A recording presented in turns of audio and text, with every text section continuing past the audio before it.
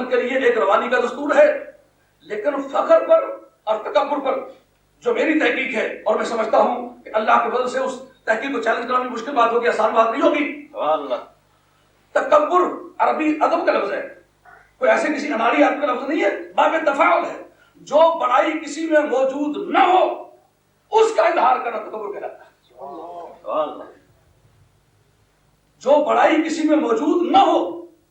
اس بڑائی کا اظہار تکبر ہے۔ جو بڑائی فی الواقع کسی میں ہو، اگر اٹھنی کہے میں اٹھنی ہوں تو اس میں کیا تکبر ہے؟ روپیہ کہے میں روپیہ ہوں تو اس میں کیا تکبر ہے؟ اگر اس بات کو سمجھنے میں دقت ہو رہی ہے تو میں پوچھتا ہوں، بخاری کے متن کے اندر موجود ہے کہ نہیں؟ نبی پاک علیہ الصلوۃ والسلام خچر پر سوار ہیں اور دوست بھاگ گئے ہوئے ہیں، سرکار تنہا میدان میں رہ گئے ہوئے ہیں، فرماتے ہیں انمنو انن نبیو لا کذب انمنو عبد المطلب، خبردار کیا جانتے ہو؟ انن نبیو لا کذب، میں نبی ہوں، میں جھوٹا نہیں ہوں۔ اور انمنو عبد المطلب، اپنا ذاتی منصب بھی ذکر کیا، اپنا نسب بھی ذکر کیا، اور جس کا کوئی نسب ہو اسے یاد آیا کرتا ہے۔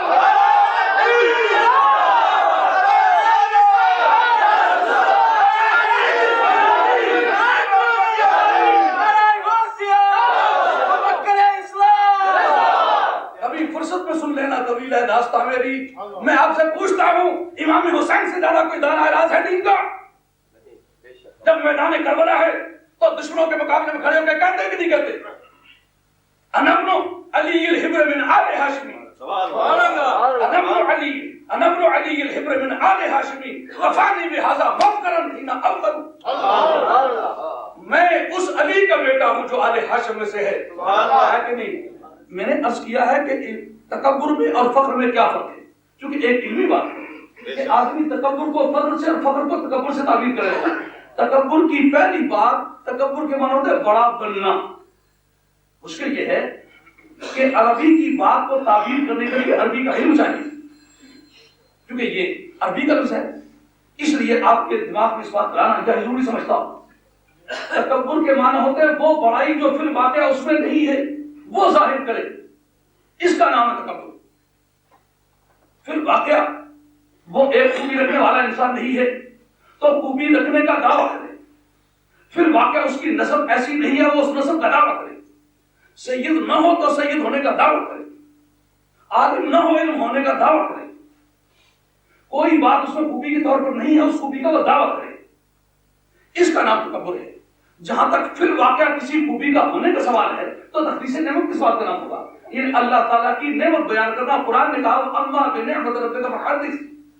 جناب مولا مختصر خدا رضی اللہ تعالیٰ عنہ آپ سے کسی نے پوچھا کہ صحابہ کرام کی تعریف بتائیے۔ آپ نے صحابہ کرام بڑے اللہ والے تھے، بہت علم رکھتے تھے، بڑی صلاحیتوں کے والے تھے، بڑے مخلص تھے۔ انہوں نے کہا نہیں جناب، میں آپ کے متعلق آپ سے پوچھنا چاہتا ہوں، کیونکہ پوچھنے والا ایک مخلص تھا، اس لیے آپ نے کہا کہ میں تو ابو تراب ہوں، میں تو مٹی والا ہوں۔ اس نے کہا جناب قرآن مجید میں نہیں لکھا کہ اما بنعمت ربک فحدث، تفسیر کبیر میں اما بنعمت ربک فحدث کے متحد اس کو لکھا ہے، جو بات کر رہا۔ سبحان اللہ۔ جب ان سے کہا گیا کہ اللہ نے نہیں کہا جو نعمت اللہ نے دی ہے اس کو بیان کرو، تو جناب مولا مرتضی بین الجوانب کا علم الجم،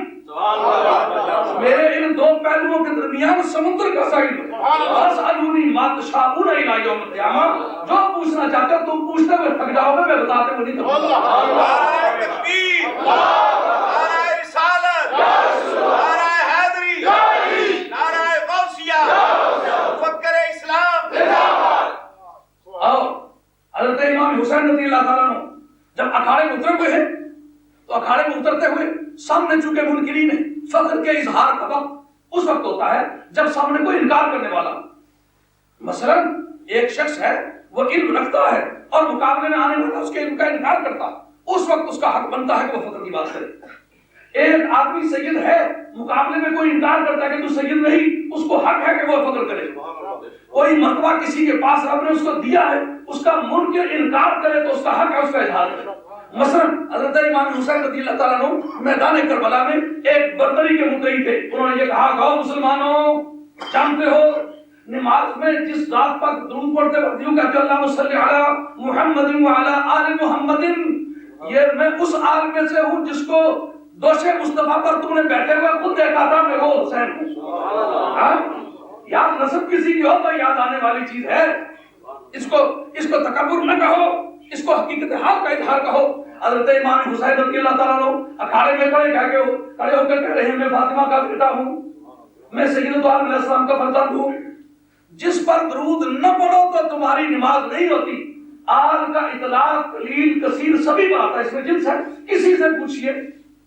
اس میں چھوٹا بڑا نیک بد خوبصورت بدصورت عالم جاہل ہر طرح کا ذکر اس میں آئے گا اور قیامت تک آئے گا. اگر ایک کو بھی بیچ میں سے نکال کے درود پڑھو گے نماز کسی کی نہیں ہوگی. خواہ وہ مولوی صاحب ہو, خواہ وہ صوفی صاحب ہو, خواہ وہ پیر صاحب ہو, خواہ وہ شاہ صاحب ہی کیوں نہ ہو, لیکن نبی پاک علیہ السلام کی آل کے کسی فرد کو قیامت تک کسی کو بھی نکال کے اگر کہے اللہم صلی علی محمد الا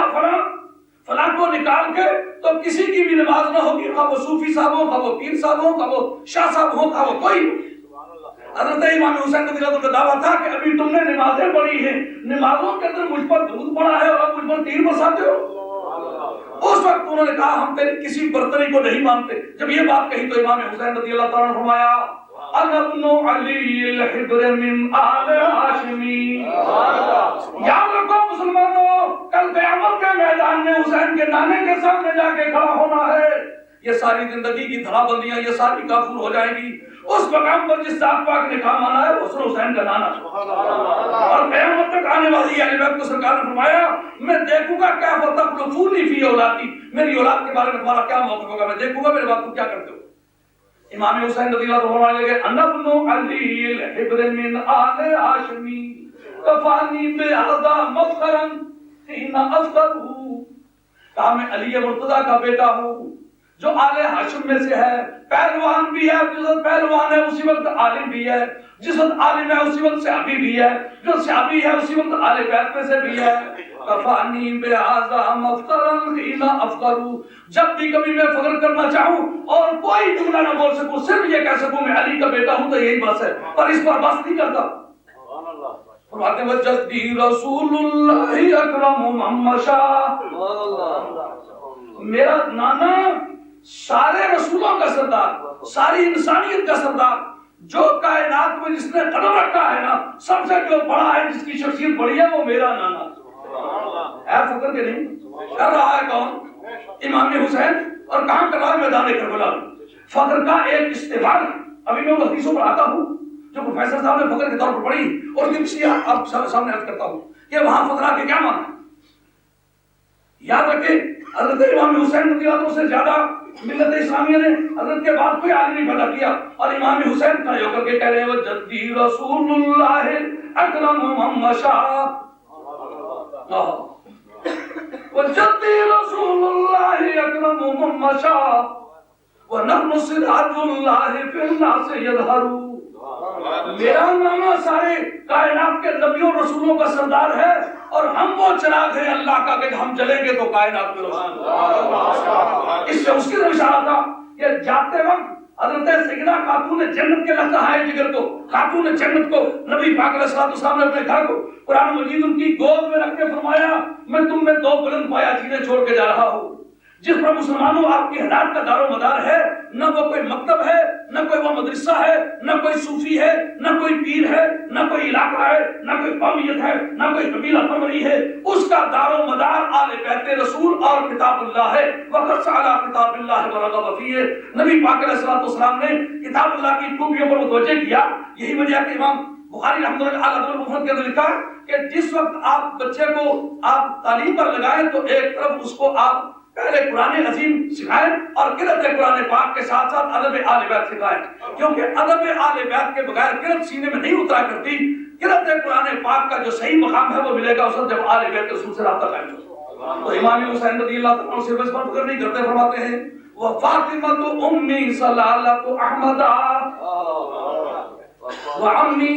ذوالجناحین یدعى جعفر. اور میرا چچا جو ہے وہ حضرت جعفر تیار ہے, جب میدان کی گرمی میں کسی کی شارک کا لہو ضرورت پڑا تو میرے چچے نے پیش کیا تھا. اور میری ماں فاطمہ کا جو پٹا بازار میں بکا تھا جب جا کر کے اسلام کی بدحالی دور ہو کر کے اسلام کو خوشحالی مجھے سرائی تھی, میں وہ شخص ہوں جس کی ماں کا تو پٹا بکا جس کی نالی کے کنگن بازار میں بکے اس کا نام خدیجہ الکبریٰ ہے، مسلمانوں اس کو فراموش نہیں کرنا۔ حضرت صدیق اکبر رضی اللہ عنہ ذات پاک اس کے راوی ہیں، فرماتے ہیں کہ حضرت سیدنا عالم علیہ السلام میرے سامنے بیٹھے ہوئے تھے، وہ وجہ کا عائلن فاطمہ کی تفسیر میں لکھا ہے تفسیر کبیر کے اندر کہ حضور میرے سامنے بیٹھے ہوئے ہیں، مسلمانوں کی کچھ بدحالی کا ذکر کیا تو حضرت سیدنا خدیجہ الکبریٰ رضی اللہ تعالیٰ عنہا تشریف فرما تھی، انہیں یہ گراں گزرا، انہوں نے اپنا روپیہ پیسہ سونا چاندی زیورات اور خان کے جتنا اثاثہ ان کو ملا ہوا تھا کہ میرے اور حضور کے درمیان ڈھیر کر دیا۔ ان دنوں پردے کا حکم نہیں تھا، اتنا وہ بڑا ڈھیر ہو گیا کہ سرکار سامنے بیٹھے ہوئے تھے پر میں دیکھ نہیں سکتا۔ تفسیر کبیر اتفاق سے شاہ صاحب کے پاس موجود ہے، آپ دیکھ سکتے ہیں یہ واقعہ ہے کہ نہیں۔ اور جس خاندان کا لہو استعمال ہوا، جس خاندان کے دوپٹے استعمال ہوئے، جس خاندان کی بیٹیوں کے زیور بکے، جن کی ماں کے دوپٹے بکے، جن کو اپنا خاندان چھوڑ کے غریب الوطن ہونا پڑا، اس خاندان کے لوگوں کو جب تکلیف پہنچی تو انہوں نے کہا انا ابن علی الحبر بن انہوں نے اس دین کے لیے کچھ خرچہ کیا ہوا تھا، کچھ دکھ اٹھائے ہوئے تھے۔ اور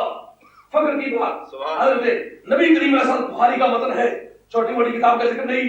بخاری کا متن ہے، آرمی چھوڑ کے بھاگ گئی، سرکار کرے طرح میدان میں کھڑے رہ گئے۔ اور یہ طائف کا علاقہ ہے، طائف کے علاقے میں نبی پاک علیہ الصلوۃ والسلام فرمایا ان النبی لا کذب انا ابن عبد المطلب، میں نبی ہوں، میں جھوٹا نہیں ہوں۔ کیوں؟ یہ کہنے کی کیوں ضرورت پیش آئی کہ جو مقابلے میں تھے وہ انکار کرنے والے تھے، فخر کرنے کی ضرورت پیش نہیں آتی، جب کوئی انکار کرنے والا پیش آئے تو فخر کی ضرورت محسوس ہوتی ہے۔ اس وقت انہوں نے کہا حضرت صدیق اکبر کو تو نہیں کہا میں نبی ہوں، جھوٹا نہیں ہوں، میں عبد المطلب کا بیٹا ہوں۔ حضرت فاروق اعظم کو تو نہیں کہا، حضرت عثمان غنی کو تو نہیں کہا، مولا مرتضیٰ کو تو نہیں کہا، لیکن جب انکار کرنے والے سامنے اور کب جب آرمی چھوڑ کے چلی گئی، سرکار تنہا رہ گئے، کہا یہی نہ جاننا کہ میں ایک صوفی آدمی ہوں، میں عبادت بھی صرف عبادت ہی کرنا چاہتا ہوں، نہیں میرے بازوؤں میں اس ذات پاک کا بلڈ ہے کہ اگر میرے ٹکڑا بھی اڑا دیے جائیں گے تو میرا خون بھی اپنے مدعا کی طرف دوڑ دوڑ کے جائے گا۔ انا النبی لا کذب انا ابن عبد المطلب۔ فخر کے بارے میں جو حدیث پیش کی گئی، یاد رکھیں احادیث کے اندر جس جگہ لا فقرہ کی احادیث ہے وہ تو محدثین ریسرچ کراتے ہیں، جس جگہ لا فقرہ کا لفظ حدیث میں آتا ہے وہ تو اتنا معنی خیزا کہ آدمی کے علم جو ہے وہ ترازو پہ چڑھ جاتا۔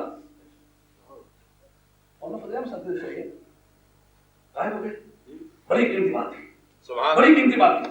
حضرت آپ کی ریاست توقع سبحان اللہ کہ لا فقرہ کی حدیث امام بدر الدین عینی رحمۃ اللہ علیہ عینی شاہ بخاری کے اندر جو فقر کی احادیث جن کے آخر میں لفظ لا فقرہ آتا ہے ان کی توجیحات لکھتے ہیں اور فرماتے ہیں کہ جو آدمی لا فقرہ کی حدیثوں کی توجیحات نہ جانے، یہ ان کو ریشنلائز کرنا نہ جانے، اس کو علم حدیث کے درجے میں کھا کے نہیں پہنچتا۔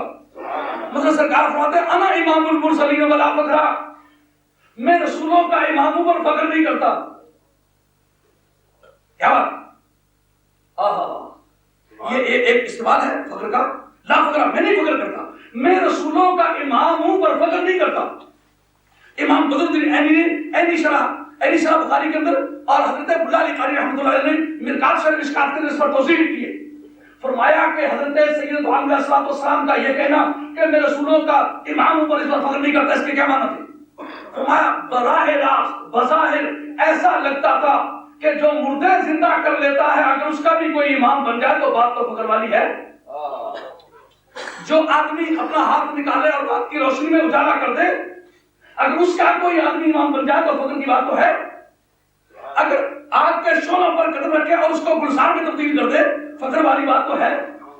تو اتنے بڑے کمالات بازار مصر سے گزرے تو قیامت مباح ہو جائے تو بات فخر والی تو ہے۔ تو جب باتیں فخر والی ہیں تو سرکار کا آخر میں یہ فرمانا کہ میں پر فخر نہیں کرتا، آج اس پر غور کریں گے کہ یہاں لا فقرہ کے کیا معنی ہیں۔ ہر مثالے پہ معمول نہیں ہوگا، ایک جگہ لا فقرہ کے معنی اور ہوں گے، دوسری جگہ لا فقرہ کے معنی اور ہوں گے، اور اس کے لیے کچھ عمر گزارنا پڑے گی، کچھ محنت کرنا پڑے گی۔ مولا علی قاری لکھتے ہیں کہ سیاق اور سباق چاہتا ہے کہ فخر ہو، پر سرکار نے کیوں فرمایا میں فخر نہیں کرتا؟ فرمایا اس کی وجہ یہ ہے کہ سرکار یہ بتانا چاہتے ہیں کہ موسیٰ علیہ السلام کا امام بن جانا یہ میرے لیے مقام فخر نہیں، میں عیسیٰ علیہ السلام کا امام بن جاؤں یہ میرے لیے مقام فخر نہیں، میں ابراہیم علیہ السلام کا امام بن جاؤں یہ میرے لیے مقام فخر نہیں، میں غلام بن خاتون انبیاء کا امام بن جاؤں، سارے نبی پیچھے مقتدی بن کے کھڑے ہوں اور میں مصلی پر بیت المقدس کی مسجد میں کھڑا ہوں، تو یہ میرے لیے مقام فخر نہیں بلکہ رسولوں کے لیے مقام فخر ہے کہ انہیں میرے جیسا امام مل جائے۔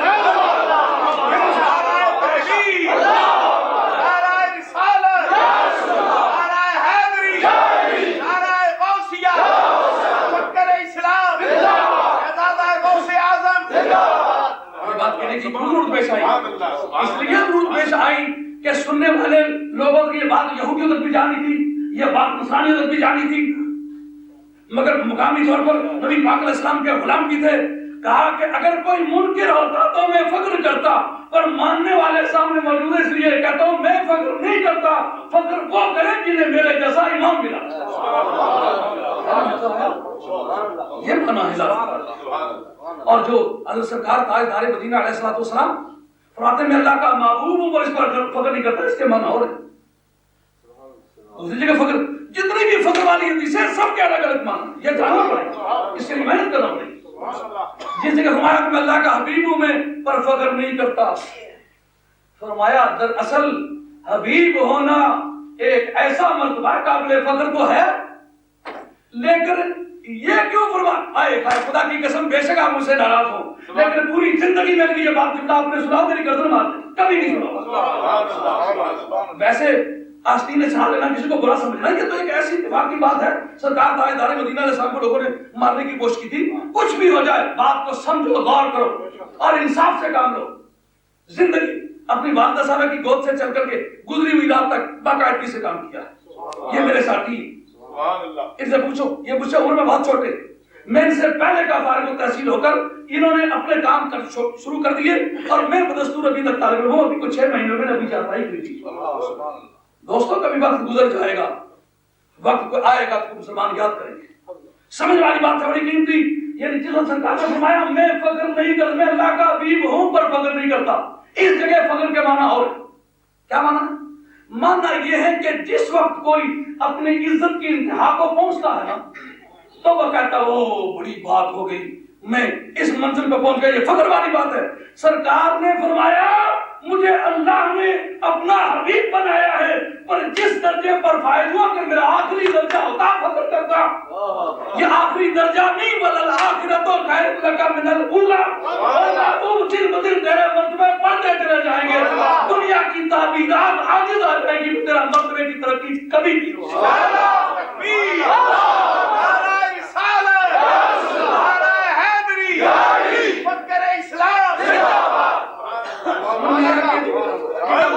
میں فخر نہیں کرتا، اب اگر ہر جگہ فخر کی بحث الگ الگ کروں نا تو خدا کے منکر ہر جگہ لا فخرہ کے ترنے بے شمار باتیں، اس سے تکبر کی نفی نہیں،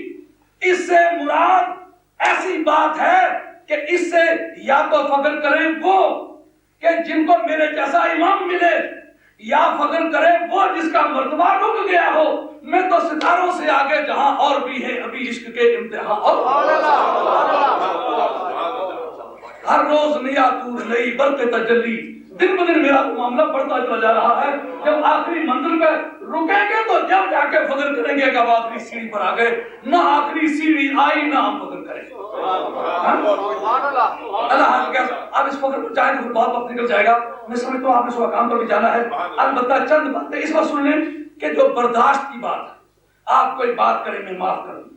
اس بارے میں چند باتیں پیش کی گئی کہ کافروں نے سرکار سے زیادتی کی، سرکار نے ان کو معاف کر دیا،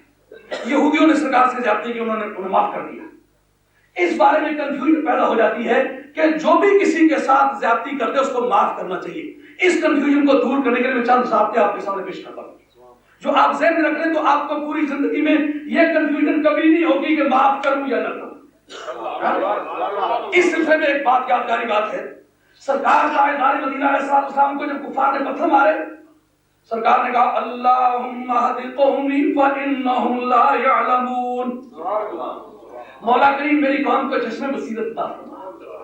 یہ جو مجھے مار رہے ہیں اگر ان کی آنکھیں کام کرتی ہوتی تو میرے پاؤں سے ان کا سر نہ اٹھتا، یہ اسی لیے میرے ساتھ دسوں گلے باں ہو رہے ہیں کہ مجھے پہچانتے نہیں میں کون، اگر پہچان گئے ہوتے تو مجھے مارتے۔ یہ سرکار نے فرمایا حالانکہ پتھر لگے ہوئے ہیں، زخمی ہیں اور دعا ہو رہی ہے کہ مولا کریم ان کو معاف کر، خود نہ صرف ان کو معاف کیا بلکہ ایڈوکیسی کی سرکار کی۔ اللہم اہد قومی، ایک اور مسئلہ کر دو جو ما کان للنبی، نہ نبی کو یہ بات حاصل ہے اور نہ ہی مومنوں کو یہ بات حاصل ہے کہ ان یستغفروا، کہ وہ مغفرت مانگے غیر مسلمانوں کے لیے، غیر مسلموں کے لیے نہ نبی مغفرت مانگ سکتا ہے نہ مومن مغفرت مانگ سکتا ہے، تو سرکار نے تو مانگی ہے، کیا جواب ہے؟ سبحان اللہ، اس کا جواب یہ ہے، اہل علم نے لکھا ہے، اور بالخصوص حضرت امام راضی رحمۃ اللہ تعالی، لیکن وہ راضی ابو بکر راضی جو صاحب احکام القرآن ہیں، وہ کہتے ہیں دراصل معاملہ یہ ہے مر جانے کے بعد دعائیں مغفرت نہیں کرنی، کہ اب وہ اس کے ماننے کا چانس نہیں رہا۔ زندگی میں کر سکتے ہو کہ مولا کریم اس کو ہدایت دے دے، محبوب کے قدموں پہ گر جائے۔ اور بڑی یادگاری بات ہے، ہوتا ہے کہ یہ موت کا راستے میں جو سفر ہے،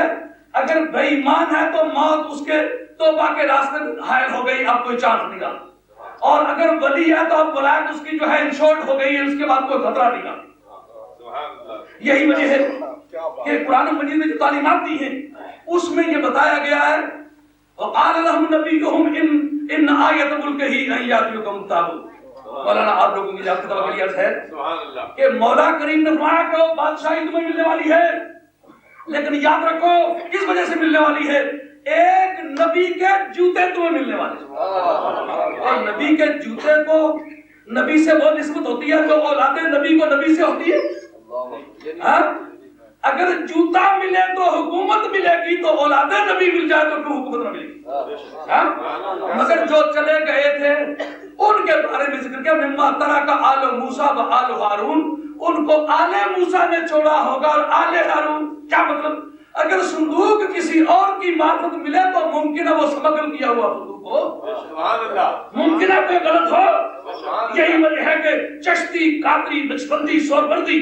شاذلی، بدوی، زنجانی، کلبتی، شتاریہ، سارے کے سارے شاگرد تھے آل بیت رسول کے۔ شافعی، مالکی، حنبلی، حنفی، چاروں طریقے یہ شاگرد تھے آل بیت رسول کے، کیونکہ صندوق کی آمد نے بتایا اگر نبی کی آل دے گی تو وہ صحت مند صندوق ہوگا، نبی کی آل کو بیچ میں سے نکال کے لوگے تو صندوق صحت مند نہیں ہوگا۔ لیکن وہ آل نبی جو چلے گئے تھے یا وہ اللہ کے پیارے جو چلے گئے تھے، ان کا ذکر کیا کہ ان کی معرفت یہ ملنے والا ہے۔ کیا وجہ ہے؟ کہتے ہیں زندگی میں کوئی صوفی ہو، کوئی پیر ہو، کوئی درویش ہو، کوئی اللہ والا ہو، تو کسی منزل پر بھی اس کے پھسلنے کا ڈر ہے۔ جیسا بلم باورا کل تک وہ ولی تھا لیکن نبی کے مشن سے ٹکر کھا گیا، نبی کے مشن سے دھوکا کر گیا، نبی کے مشن کے مقابلے میں اپنے نظرانوں کو ترجیح دے گیا، نتیجہ یہ نکلا کہ کل ولی تھا آج کافر ہے۔ جو دنیا سے ولایت لے کے مر گئے ان کے بارے میں یہ خطرہ تو نہیں رہا، ان کے بارے میں یہ خطرہ تو نہیں رہا، ان کی زندگیاں انشورڈ ہو گئی ہیں، اب ان کی ولایت میں کوئی شک نہیں ہے۔ تو جو دنیا سے چلے گئے ہوئے ولی ہیں ان کے ساتھ وسیلہ پکڑنے کی یہ وجہ ہے کہ ان کے راستے میں خطرہ کوئی باقی نہیں۔ اب اس بات کو اکٹھا کرو، وہ صندوق ملا، صندوق میں کیا تھا؟ موسیٰ علیہ السلام کے جوتے تھے۔ موسیٰ علیہ السلام کے جوتوں کا کیا کردار تھا؟ جو تلواروں سے کام نکلنے والا نہیں تھا، جو تیغوں سے کام نکلنے والا نہیں تھا، وہ ایک صندوق کے ذریعے سے اس میں پڑے ہوئے جوتوں کی بات نکلا۔ اب نبی کا یہ کہنا کہ مولا کریم ان کو معاف کر دے، جس طرح وہ نبی کے وسیلے، نبی کا وسیلہ سب کے کام آ رہا ہے، اس کے لیے جو بعد میں مر جانے کے بعد دعا ہے وہ منع ہے، تو زندگی میں کسی وقت یہ دعا کی جا سکتی ہے مولا کریم اس کو بخش دے، اس کو ہدایت دے دے، تو یہ اس زد میں نہیں آئے گا، اس لیے کہ اس کے واسطے یہ توبہ کی درخواست ہے۔ اب وہ توبہ کی درخواست ہے، آگے نکل آئیے۔ سرکار دو عالم علیہ السلام نے ایک جگہ فرمایا مولا کریم ان کو معاف کر دے، دوسری جگہ جب سرکار دو عالم علیہ السلام سے نماز عصر قضا کروائی گئی یا ان سے نماز قضا کروائی گئی، صاحب کی بات دھیان سے سنیں، تو حضرت نبی پاک علیہ السلام نے فرمایا اللہم املا بطونہم نارا، اے مولا کریم ان کے پیٹوں میں آگ بھر دے۔ میں آپ کو دعوت فکر دیتا ہوں، سوچیں اس پر کہ کل جس نبی نے دعائیں دی تھی پتھر کھا کے کہ مولا کریم ان کو ہدایت دے، وہی نبی آج کیوں کہہ رہا ہے مولا کریم ان کے پیٹوں میں آگ بھر دے؟ سمجھا رہی بات کیا؟ مسلمانوں سنجیدگی سے سوچنا ہوگا، جذبات کی تنگی تیزی سے پاک ہو کر سوچنا ہوگا۔ سوچنے کا سوال ہے جس نبی نے یہ دعا کی تھی پتھر کھا کے زخم سے خون بہ رہا ہے بدن لہو لہان ہے اور نڈھال ہو رہے ہیں اس نڈھالی کی حالت میں کہہ رہے مولا کریم ان کو ہدایت دے وہی نبی جس کو ابھی چوٹ کوئی نہیں لگی نماز قضا کروائی گئی ہے وہ کہتا اللہم لا بطونہم نارا اور چھوٹی موٹی کتاب کی بات نہیں بخاری کے متن میں موجود ہے بخاری شریف کا متن بتاتا ہے کہ حضرت سید علیہ السلام نے بدعا فرمائی وہی نبی جو معاف کرتا ہے جہاں معاف کیوں نہیں کیا یہ بات قابل غور ہے میرا خیال یہ مسئلہ سمجھ آ گیا تو پوری زندگی میں یہ آپ کو مسئلہ سمجھنے کی ضرورت آج نہیں محسوس ہوگی وہ کیا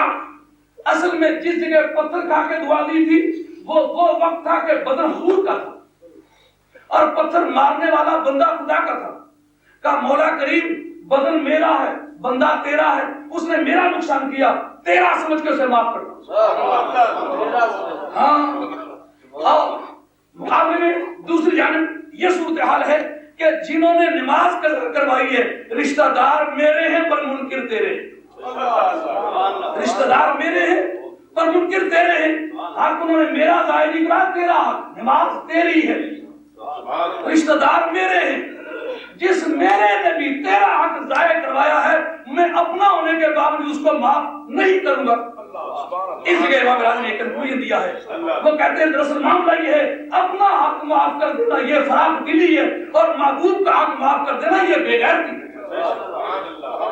کوئی آپ کا مال ضائع کر دیتا ہے نعرہ تکبیر نعرہ رسالت نعرہ حیدری نعرہ غوثیہ فکر اسلام کسی آدمی نے آپ کا حق ضائع کیا ہے اسے معاف کر دے آپ کی امردی ہے آپ کی گاڑی سے تباہ کر دیا معاف کر دے جواب مردی ہے آپ کا مکان ضائع کر دیا آپ سے معاف کر دے جواب مردی ہے آپ کے کپڑے ضائع کر دیے ہیں آپ اسے معاف کر دے جواب مردی ہے لیکن عظمت رسول میں خیانت کی اسے معاف کریں یہ بے غیرتی عظمت رسول میں خیانت کرنے والوں کو اسے معاف کیا ہو تو یہ معافی ہے بے غیرتی اس لیے آل بیت رسول صحابہ کرام سید علیہ السلام اور دین کی قدریں یہ ساری کی ساری محبوب کا حق ہے اپنا کوئی حق آپ کا ضائع کرے اسے معاف کرے اس میں آپ کی اخلاقی برتری ہے لیکن جو آدمی نبی پاک علیہ السلام کی عزت و عظمت میں فرق لائے اس کو آپ معاف کریں یہ بے غیرتی ہوگی اعلیٰ حضرت کا کردار کیا ہے عالم اسلام اعلیٰ حضرت کا کیا کردار ہے اعلیٰ حضرت کا کردار یہ ہے وہ یہ بتانا چاہتے ہیں میں ساری دنیا کو معاف کر سکتا ہوں لیکن منکر مصطفیٰ کو کبھی معاف نہیں کر سکتا ان کی نبی پاک کے منکروں پر جو سخت گیری ہے وہ ان کے تجدید کی ان کے مجدد ہونے کی ضمانت انہوں نے اپنا حق معاف کیا مثلا کسی نے ان کو گالیاں دی تھی وہ تو معاف کیا لیکن سرکار کو گالیاں دینے والے کو معاف نہیں کیا اپنا حق معاف کریں تو یہ آپ کی اخلاقی برتری ہے مگر محبوب کا حق معاف کریں یہ بے غیرتی ہے تو اب اس سلسلے میں گستاخ رسول جو ہے ان کے بارے میں کیا ہونا چاہیے یہ بات بات کریں گا صاف صاف کیوں نہیں کہتے اس سے زیادہ صاف کو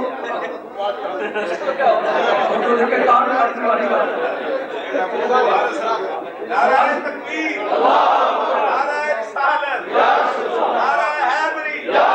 نعرہ غوثیہ فکر اسلام اور دین میں مخلص ہونا جو سرکار کے بارے میں مخلص نہ ہو وہ دین کے بارے میں مخلص نہیں ہو سکتا جو سرکار کی اہل بیت کے بارے میں مخلص نہ ہو وہ دین کا مخلص نہیں ہو سکتا جو صحابہ کے بارے میں مخلص نہ ہو وہ دین کا مخلص نہیں ہو سکتا اور دین کی قدروں کے بارے میں جو مخلص نہ ہو وہ دین کا مخلص نہیں ہو سکتا یہ تھا آج کا پیغام اب میں آپ سے اجازت چاہتا ہوں وعلینا الحمدللہ